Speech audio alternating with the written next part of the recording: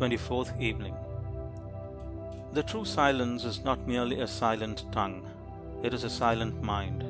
To merely hold one's tongue and yet to carry about a disturbed and rankling mind is no remedy for weakness and no source of power.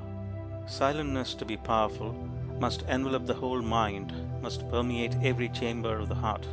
It must be the silence of peace. To this broad, deep, abiding silentness, a man attains only in the measure that he conquers himself.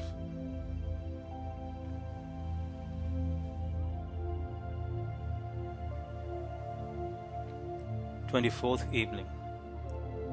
The true silence is not merely a silent tongue, it is a silent mind.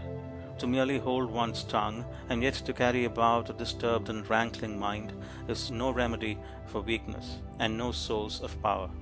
Silentness, to be powerful, must envelop the whole mind, must permeate every chamber of the heart. It must be the silence of peace. To this broad, deep, abiding silentness, a man attains only in the measure that he conquers himself.